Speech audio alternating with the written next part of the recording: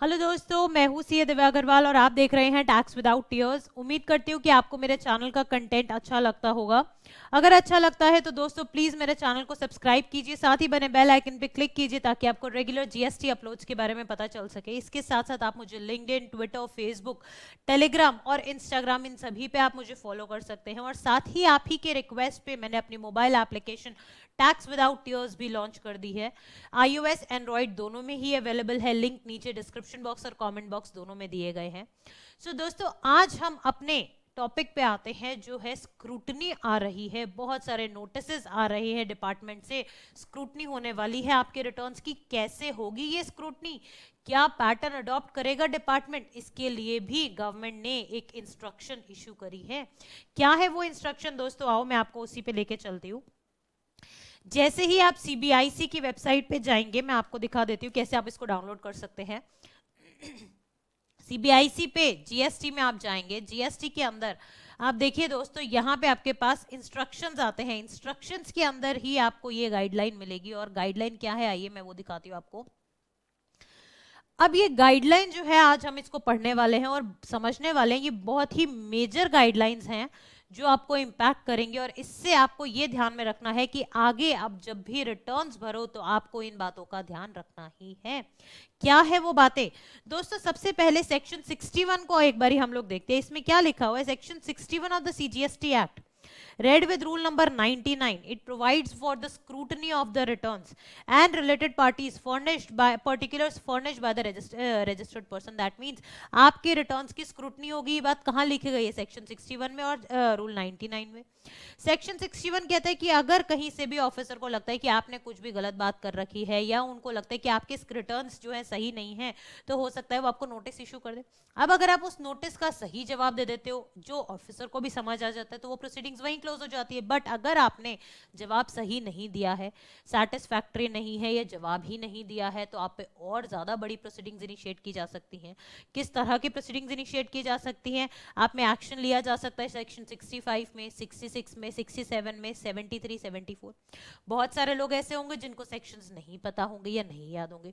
तो दोस्तों, हमेशा मैं आपको बताती हूँ कि जैसे ही आपके पास ये एक नॉर्मल आपके पास आता है taxinformation.cbic.gov.in, एकदम फ्री, गवर्नमेंट की वेबसाइट है।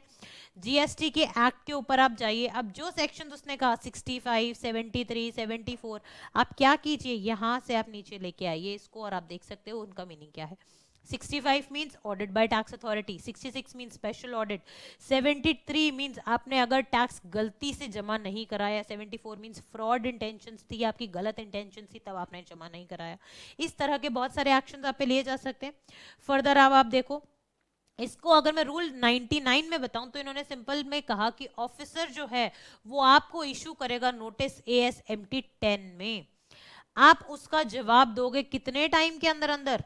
ठीक है, आप उसका जवाब दोगे, आप ASMT 11 के अंदर उसका रिस्पॉन्स देने वाले हो। ठीक है, अगर वो जवाब सही है, कंक्लूड हो जाएंगे आपकी प्रोसीडिंग्स फॉर्म 12 के अंदर। और अगर नहीं सही है या आपने जवाब ही नहीं दिया है, तो आगे आपके अकॉर्डिंगली प्रोसीडिंग, जैसे मैंने आपको बताया 65, 66, 73, 74 ये ऑलरेडी आपका लिखा हुआ है। 67 इस तरह में आपके स्टार्ट हो सकते हैं प्रोसीडिंग्स। वही बात इन्होंने यहाँ पे लिखी हुई है। अब बात क्या आती है, सिलेक्शन होगा कैसे? इतने सारे लाखों टैक्स पेयर्स है, करोड़ों tax payer all over India, government को कैसे पता चलेगा ये सही है या नहीं है? तो दोस्तों, आपके पास यानी गवर्नमेंट के पास एक एंटिटी है DGARM, directorate general of analytics and risk management. Don't worry, ये डॉक्यूमेंट का जो लिंक है ये मैं आपको डिस्क्रिप्शन बॉक्स में प्रोवाइड कराऊंगी, so don't worry at all. ठीक है, तो ये DGARM का जो डिपार्टमेंट है, बेसिकली ये this has been assigned the task to select the GST registered with the central tax authorities whose returns they are to be scrutinized। यानी किसको हमें पिक एंड चूज करना है, किसकी रिटर्न्स हमें स्क्रूटनाइज करनी है। ये कौन बता रहा है, कहां से आ रहा है ये डेटा? ये डेटा आ रहा है DGARM से, DGARM से। वो बेसिकली बता रहा है कि यहां से ये डिटेल्स हैं इन एंटिटीज की, आपको रिटर्न स्क्रूटनी करनी है। फिर कौन सा प्रॉपर ऑफिसर ये काम कर सकता है? ये सुपरिटेंडेंट कर सकता है, ये आपका पर्टिकुलर सर्कुलर भी इसमें स्पेसिफाइड है। रूटीन क्या होगा, स्क्रूटनी स्केड्यूल क्या होगा? आपका एक स्क्रूटनी स्केड्यूल बना जाएगा, ऑफिसर एक स्केड्यूल बनाएगा, इन एंटिटीज की मुझे स्क्रूटनी करनी है, उनकी प्रोग्रेस रिपोर्ट क्या है, अकॉर्डिंगली वो आगे फर्दर हायर अथॉरिटीज को भी सबमिट किया करेगा। ये बहुत सारे एनेक्शर्स है जो हमें अभी नीचे दिए गए, मैं सारी चीज डिस्कस करने वाली हूँ आपके साथ, ठीक है। तो एनेक्शर ए क्या है? बेसिकली एनेक्शर ए क्या है? स्क्रूटनी स्केड्यूल की क्या क्या, once the list of GSTIN whose returns they have been selected कि भाई इन एंटिटीज की हमें स्क्रूटनी करनी है, हमें जैसे ये पता चल जाएगा तो क्या होगा, it is being communicated to the field formation, जहां जहां पे इनकी स्क्रूटनी होनी है, जिनके थ्रू होनी है, जिन प्रॉपर ऑफिसर्स के थ्रू, उनको पता चल जाएगा, ठीक है। With approval of their divisional assistant और डेप्टी कमिश्नर दे शैल फाइनलाइज स्क्रूटनी शेड्यूल। इसके लिए क्या पैटर्न है आपका एनेक्चर ए में दे रखा है वो हम आपको बताएंगे। मिनिमम 3 GSTIN की आपकी स्क्रूटनी हो जानी चाहिए पर मंथ पर ऑफिसर, ठीक है। फिर उसके बाद एक एनेक्चर बी आएगा। एनेक्चर बी क्या कहता है कि an indicative list of parameters to be verified, जिन जिन चीजों को हमें ध्यान रखना है वाइल स्क्रूटनाइजिंग कि क्या ये चीजें सही हैं या नहीं है, वो सारी चीजें आपकी किस में आती है? वो आपकी एनेक्चर बी में आती है। देन कम्स आपका ASMT 10, आप कब इशू कर रहे हो उसको? 10 यानी जो नोटिस है, नोटिस का रिप्लाई कब आएगा? आपका 11 में आएगा, और अगर सेटिस्फाइड होंगी तो कंक्लूड किस में हो जाएंगी? 12 में हो जाएंगी। अब नॉर्मली ऐसा होता है, कई बार सपोज करो मैं इनवॉइस की डिटेल GSTR 1 में तो डाली, बट मैं 3B में उसका टैक्स पे करना भूल गई, तो rather than taking it's impact into next month 3B, मैं क्या करती हूँ, DRC 03 के थ्रू मैंने पे कर दिया। तो अब जब आप स्क्रूटनी करोगे तो आपको ये ध्यान रखना है कि जस्ट 1 और 3B में मिसमैच है, ये नहीं कि टैक्स पेयर गलत है, आप ये भी देखो कहीं ऐसा तो नहीं है कि DRC 03 के थ्रू उसने टैक्स पे कर दिया। अब कौन से ऐसे पैरामीटर्स है वो डेफिनेटली मैं अभी इन डेप्थ आपके साथ डिस्कस करने वाली हूँ, बट ये बेसिकली जो पूरा सर्कुलर है वो इस तरह से बात कर रहा है। आपकी टाइमलाइंस है कि कितने टाइम के अंदर अंदर आपको रिवर्ट करना है, ये कंप्लीट जो आपका टेबल पॉइंट नंबर 7 है, ये टाइमलाइंस के बारे में ही बात कर रहा है कि क्या क्या आपकी टाइमलाइंस है, कि किस तरह से आपके प्रोसीजर में आपको बढ़ना है। पहले लिस्ट आएगी ऑफिसर के बाद, लिस्ट आने के बाद वो ऑफिसर्स में बढ़ेगी कि इस ऑफिसर को ये वाला GSTIN को देखना है। फिर रूटीन फाइनलाइज होगा आपका, देखिए finalisation of the scrutiny schedule, ये 7 डेज के अंदर अंदर, वर्किंग डेज के अंदर हो जाएगा। फिर आप उसको शेयर करोगे अपने जोनल हेड से, फिर आप फॉर्म ASMT 10 यानी नोटिस इशू करोगे, फिर आप 11 में उसका रिप्लाई देखोगे, अगर आपको सही लगता है तो आप उसको 12 में क्लोजर कर दोगे, और अगर आपको नहीं सही लगता है या उसने रिवर्ट ही नहीं दिया विद इन 30 डेज या 15 डेज, 30 डेज आफ्टर, मतलब 15 डेज आफ्टर द 30 डेज का जो रिप्लाई टाइम होता है बेसिकली उसमें नहीं किया है, तो क्या आपको एक्शंस लेने वो यहाँ पे सारे मेंशन है, ठीक है। फिर आपके पास एक स्क्रूटनी रजिस्टर बनेगा, ये ऑफिसर के पास है, ठीक है। स्क्रूटनी प्रोग्रेस रिपोर्ट बनेगी, एनेक्चर सी, एनेक्चर डी, ये सारे एनेक्चर्स मैं भी आपके साथ डिस्कस करने वाली हूँ। अब ये देखिए एनेक्चर्स, सबसे पहले आपके पास जो लिस्ट आने वाली कि ये GST नंबर्स हैं, इनकी स्क्रूटनी होनी है, वो सारे आ जाएंगे। मंथ जिसमें आप उनको नोटिस इशू करने वाले हो कि हाँ आपकी स्क्रूटनी हो रही है रिटर्न्स की। देन मूविंग फॉरवर्ड ये लिस्ट ऑफ पैरामीटर्स है, पैरामीटर्स मैं भी आपके साथ डिस्कस करूंगी इन डेप्थ क्योंकि बहुत सारे हैं। देन स्क्रूटनी रजिस्टर जो ऑफिसर मेंटेन करेगा कि ये GST नंबर है, ये उसका फाइनेंशियल ईयर, इस पर्टिकुलर फाइनेंशियल ईयर की रिटर्न्स हमने स्क्रूटनाइज करनी है, हमें चेक करनी है, ठीक है। फिर कितना उसका रेवेन्यू इंपैक्ट है कि सपोज करो ये GSTI नंबर जो आपके DGARM ने आइडेंटिफाई किया जिसकी स्क्रूटनी होनी है, उसमें सपोज करो 1 करोड़ का इंपैक्ट है कि 1 करोड़ का उसने टैक्स कम जमा करा रखा है, 1 करोड़ का इनपुट उसने ज्यादा जमा करा रखा है, ले रखा है, तो that means likely revenue implication क्या है, वो 1 CR के हो जाएगी, वो आप लिखोगे। क्या आपने ASMT 10 इशू कर दिया, इस तरह के प्रॉपर ऑफिसर अपने पास रिपोर्ट्स बनाएगा। सेम वेज वो मंथली प्रोग्रेस रिपोर्ट जो है वो भी सबमिट किया करेगा अपने सुपीरियर्स को, तो ये चीज आएंगी। अब एक्चुअल में वो आपके रिटर्न्स में चेक क्या करेगा, मेजर कंसर्न हमारे लिए ये आ जाता है। तो दोस्तों एंड तक बने रहिएगा वीडियो को देखने ताकि आप जान सकें। सबसे पहला पॉइंट आता है आपकी लायबिलिटी, जो आपकी GSTR 1 में लायबिलिटी है, क्या एग्जैक्टली आपने 3B में पे कर रखी है नहीं, या हो सकता है आपने 3B में ज्यादा पे कर रखी है बट 1 में कम मेंशन कर रखे, तो या तो आपने इनवॉइस मिस कर दिए होंगे और एल्स मे बी आपने एक्स्ट्रा पे कर दिए बाय मिस्टेक। तो दोनों ही रीजंस की वजह से जो भी मिसमैच है वो आपको बताना पड़ेगा क्यों है। तो बेटर है कि आप पहले ही उसका इन डिटेल, जैसे मैंने आपको अपनी वीडियोस में बता रखा है, पहले से रिकंसिलिएशन आप बना के रखिए, कैसे बनाना है कैसे नहीं बनाना, ये ऑलरेडी मैंने अपने चैनल पे बहुत बार डाल चुकी हूँ कि कैसे कैसे आप रिकंसिलिएशन पे वर्किंग कर सकते हो। Then moving forward ITC availment आपका बहुत सही होना चाहिए।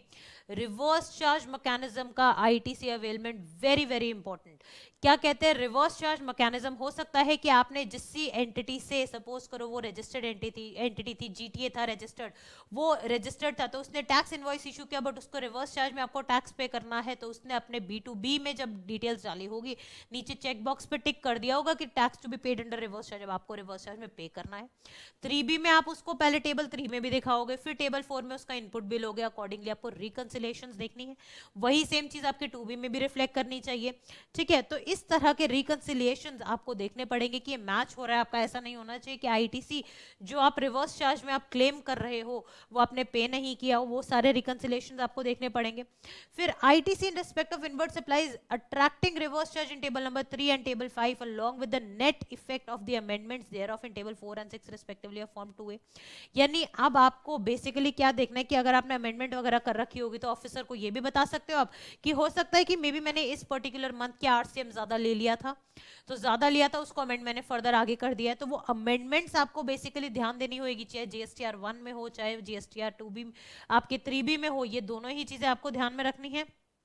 फिर आपका टैक्स या cess paid in cash in column number 8 of table 6.1 of 3B, that is in respect to the inward supplies liable to reverse charge, tax और cess needs to be paid in cash, कि वो cash में ही पे होना चाहिए reverse charge में, आप input से तो सेट ऑफ नहीं कर सकते हो।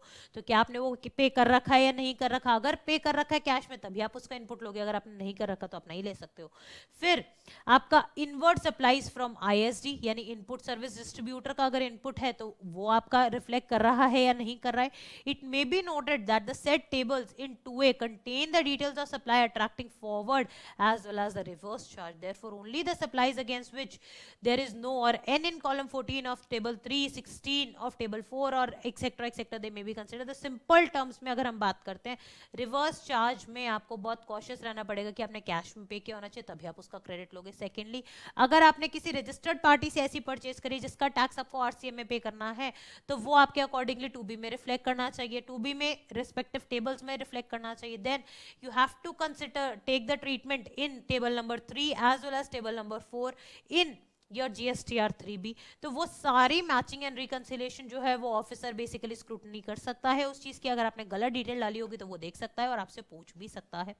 Then moving further, all other ITC, that means very very important, जो भी आपका आईटीसी होता है सारा आप इसी में ही तो डालते हो। अब उसके रिस्पेक्ट में भी वो आपसे पूछ सकता है, it may be noted that the set tables in 2A shall contain the details of the supply attracting reverse charge etcetera. तो बेसिकली जो भी इंपैक्ट्स हैं आपके आईटीसी के वो सारे आपको ध्यान में रखने हैं। Then moving forward, it may be verified that the taxable value declared on account of outward taxable supplies other than the zero rated nil rated exempted in table 3.1A is not less than the net amount liable for TCS or TDS credit as per column number 6 of table 9 of form 2A। यानी देखो आपका GST में भी TCS और TDS का concept है, अगर आपके वो अमाउंट डिडक्ट कर रखे आपकी पार्टीज ने तो अकॉर्डिंगली वो आपके कैश लेजर में भी रिफ्लेक्ट करेंगे, ठीक है, रिफ्लेक्ट भी करेंगे, साथ में आपके पास अकॉर्डिंगली 2A में भी डिटेल्स आएंगी तो वो आपको मैचिंग भी करनी है। तो यहाँ पे देखिए the details of such TDS और TCS they are being furnished by the corresponding deductors and operators in their form 7 and 8 respectively and communicated in table number 9 of 2A। Besides such supplies, the registered person may have their own supplies also. However, the taxable supplies declared on account of outward taxable supplies apart from the zero rated ones, ठीक है, तो it cannot be less than the net amount liable for TDS और TCS in column number this। That simply means कि आपने जितना आपका TCS और TDS जो सामने वाले पर्सन ने डिडक्ट किया अकॉर्डिंगली जो आपका आ रहा है अमाउंट उतना तो होगा ही होगा ना सेल में, उसके ज्यादा ही हो सकता है, उससे कम नहीं होगा, ठीक है। Moving further, liability on account of outward supplies in table number 3.1A 3.1B of 3B should be verified with the tax liability as declared in e-way bills। यानी e-way bill से भी आपकी मैचिंग होएगी। ऐसा नहीं होना चाहिए कि आप सिर्फ सेल उसमें 1 और 3B में तो डाल रहे हो बट अकॉर्डिंगली अपनी e-way bills इशू ही नहीं कर रहे हो, अनलेस कि आप पे वो रिक्वायरमेंट लगती नहीं हो, बट अगर लगती है तो आप पे e-way bill भी आपका अकॉर्डिंगली जनरेट होगा, तो e-way bill से आपकी मैचिंग होगी। फिर moving further, claim of ITC in respect of supplies from taxpayers whose registration they have been cancelled retrospectively. very very important दोस्तों, मैंने बहुत बारी अपने वीडियो में बताया कि आपको बहुत कॉशियस रहना पड़ेगा अपने सप्लायर को लेके कि क्या वो सप्लायर जेन्युइन है या नहीं है, क्या उसने टैक्स पेमेंट कर रखी है या नहीं है, क्या वो रिटर्न्स भर रहा है या नहीं है। अभी नए फीचर्स जो आए हैं जीएसटी पोर्टल पे, जिसके थ्रू हम ये सारी बातें चेक कर सकते हैं कि उसने टैक्स पे किया नहीं किया, कितना नहीं किया, सारी चीजें आप जान सकते हो। इसके लिए आप मेरा कोर्स भी सब्सक्राइब कर सकते हो जहां पे मैंने इन डेप्थ ये सारी बातें बता रखी है। तो अगर ऐसे में आपके सप्लायर की रजिस्ट्रेशन कैंसिल हो गई है, may be because of some default at his end, और वो पहली डेट से किसी पुरानी डेट से कैंसिल हो गई है, तो ऐसे में आप क्या इनपुट लेने के लिए लायबल हो या नहीं हो, या आपका आईटीसी रिवर्स होगा वो भी देखो। In case of retrospective cancellation of the registration the buyer, the recipient is not entitled to claim ITC in respect of the invoice debit notes issued after the effective date of cancellation of the registration. That means आप ITC नहीं ले पाओगे। Effective date of cancellation of registration of the suppliers if any is made available in the relevant tables of form 2A.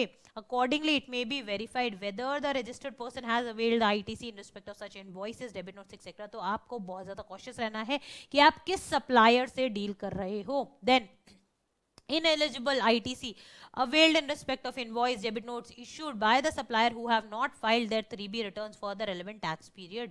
ठीक है, Form 2A of the registered person, it contains the details of 3B filing status of the supplier in respect of each invoice, debit note received by the registered person. ठीक है, simply it means अगर ineligible ITC availed for the invoices issued by the suppliers have not filed their 3B for the relevant tax period. ठीक है, तो accordingly आपके returns filed होने चाहिए, supplier की भी फाइलिंग होनी चाहिए, तभी आपको आईटीसी मिल पाएगा, अदरवाइज नहीं मिलेगा। Whether the 3B of a tax period is being filed after the last date of the availment of ITC in respect of the invoice, debit note etcetera as per section 16 bracket 4। Section 16 sub section 4 क्या कहता है, आप कब तक input ले सकते हो। अब मैं बात करूं, हमारा फाइनेंशियल ईयर 21-22 खत्म होने वाला है, इसका एट दी मोस्ट आप इनपुट कब तक ले सकते हो, आप ले सकते हो सितंबर मंथ की रिटर्न जो आप अक्टूबर में भरोगे तब तक आप ले सकते हो। अब आप कहो कि नहीं मैं तो अक्टूबर की रिटर्न जब मैं नवंबर में लूँ तब ले लूँ, तो ऐसे में जो भी डिफरेंसेस है आप उसका इनपुट नहीं ले सकते थे, बट अगर आपने ले लिया तो वो आपको रिवर्सल करना पड़ेगा। तो वही चीज ये लोग चेक करेंगे कि क्या आपने इनपुट जो लिया है वो लास्ट डेट के बाद लिया है या लास्ट डेट से पहले लिया। अगर लास्ट डेट के बाद दिया है तो अकॉर्डिंगली वो रिवर्सल बनेगा। ठीक है, moving further, ITC availed in respect of the import of goods, it may be verified with the table 10 and 11 of 2A, यानी आइस गेट से मैचिंग हो जाएगी कि आपके 2A 2B में सही तरीके से इनपुट आना चाहिए जो भी आपने इंपोर्ट किया उसके रिस्पेक्ट में। फिर आपने आईटीसी रिवर्सल किया इन रिस्पेक्ट टू रूल 42 43। बहुत सारे लोगों को रूल 42 43 नहीं पता है, तो दोस्तों आप मेरे चैनल पे देख सकते हो, रूल 42 और 43 की इन डेप्थ वीडियो मैंने बना रखी है, आप इजीली उसको देख के उसको गो थ्रू कर सकते हो कि कैसे रिवर्सल आपको करना है। Weather the registered person has paid the interest liability in terms of section 50, क्या उसने इंटरेस्ट लायबिलिटी जो उसकी बनती थी उसने सेक्शन 50 के टर्म्स में पे कर रखी है कि नहीं कर रखी। Whether the registered person has paid a late fee in terms of section 47, आपने लेट फीस जो है, पहली बात तो इंटरेस्ट पे कर रखा है या नहीं, लेट फीस पे कर रखी है या नहीं, यानी इस तरह की सारी चीजें स्क्रूटनाइज करेगा अब ऑफिसर। और दोस्तों अब आपको ध्यान देना पड़ेगा, जब भी आप रिटर्न्स भरोगे तो आप कैजुअली नहीं भरा सकते या किसी भी राह चलते व्यक्ति से आप नहीं करा सकते हो। आपको देखना पड़ेगा कि जिससे भी आप रिटर्न फाइल करा रहे हो उसको इन सब चीजों की नॉलेज होनी चाहिए, बिकॉज अगर आपने थोड़ी सी भी गलती कर दी ना रिटर्न फाइलिंग में तो आपके लिए बहुत बड़ी प्रॉब्लम खड़ी होने वाली है। नोटिस के लिए आप तैयार रहिएगा। उम्मीद करती हूँ दोस्तों कि आपको आज का वीडियो अच्छा लगा होगा। डेफिनेटली इस डॉक्यूमेंट का लिंक मैं अपने कमेंट बॉक्स और डिस्क्रिप्शन बॉक्स दोनों में डालने वाली हूँ। और पोर्टल पे जो इस तरह के बहुत सारे फीचर्स हैं, जैसे हम लोग चेक कर सकते हैं सप्लायर एक्सेट्रा के बारे में, तो उसके लिए आप मेरे कोर्स को सब्सक्राइब कर सकते हो जो मेरी मोबाइल एप्लीकेशन में है। Thank you so much friends and have a nice day.